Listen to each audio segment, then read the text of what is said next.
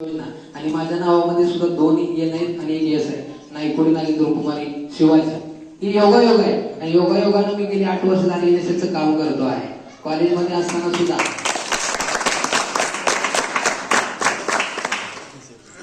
असताना सुद्धा एनएसएस मध्ये प्रत्येक ऍक्टिव्हिटी पासून त्या ऍक्टिव्हिटी पूर्ण कंप्लीट होण्यापर्यंत योग्य रीतीने सगळ्यांना मार्गदर्शन करून सगळ्यांमध्ये समतोल राखून सगळ्यांसोबत कम्युनिकेशन करून बऱ्याच ऍक्टिव्हिटी मी पार पाडल्या.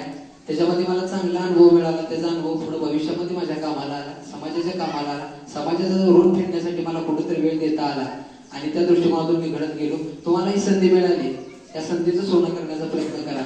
एनएसएस कॅम्पमध्ये तुम्ही आला, या क्षेत्रामध्ये वावरला, हे क्षेत्र बघितलं, या क्षेत्राचा भौगोलिक तुम्ही अभ्यास केला, त्यानंतर तुम्हाला समजलं असं की या समाजामध्ये आपल्याला काय देणं अपेक्षित आहे, काय गोष्टींची उणीव आहे, ते आपण तुम्ही भरून काढलं पाहिजे.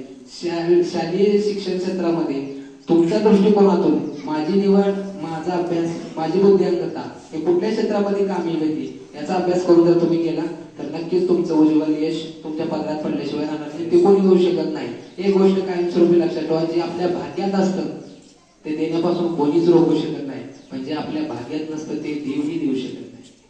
त्यामुळं जे मिळाले त्याच्यामध्ये समाधान माना आणि पुढचा प्रवास चालू करा. कारण प्रत्येकाच्या मनासारखं जर भेटत गेलं असतं तर देवाला किंमत, माणसाला माणूस ही कधीच भेटली नसते. म्हणून आता सध्याची परिस्थिती अशी झाली की फुलं झाली प्लॅस्टिकची, सुगंध कुठून येणार, मित्र झाले व्हॉट्सअपवरचे, भेटायला कोण येणार आहे, आणि माणसं झाली स्वार्थी, देवाला सुद्धा कोणी आज ओळखत. अशी परिस्थिती आहे. आज तुम्ही बघा, पंढरीची पांडुरंगाची वारी आषाढी वारीमध्ये चालू होती. येताना लाखो जणांचा संपर्क समुदाय असतो.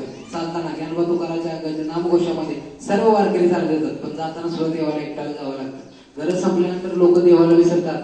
तुम्हा आम्हाला कोणी लक्षात ठेवणार नाही. फक्त एक करा, तुम्ही गरीब आहे श्रीमंत याचा विचार करू नका.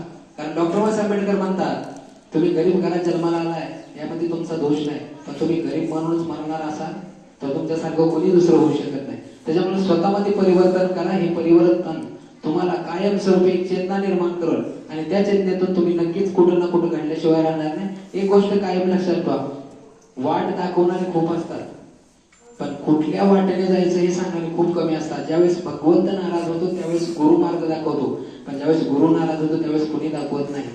त्यावेळेस स्वतःचा मार्ग स्वतःला निवडावा लागतो. आयुष्यामध्ये सर्वप्रथम तुम्हाला जे भेटतात ते तुमचे आई वडील गुरु असतात. त्यानंतर तुमच्या शालेय क्षेत्रामध्ये तुम्हाला घडवणारे, वाढवणारे, संगोपन करणारे आणि शिकवणारे तुमचे शिक्षक मार्गदर्शक असतात. आयुष्याच्या पाठीवरती जात असताना किती मोठे व्हा तुम्ही, पण ज्या लोकांनी तुम्हाला इथपर्यंत पाठवलं, ज्या लोकांनी तुम्हाला तुमच्या पडत्या काळामध्ये साथ दिली, ज्या लोकांनी तुमच्या वाईट काळामध्ये तुम्हाला जपलं, त्या लोकांना मात्र कधी समजू नका.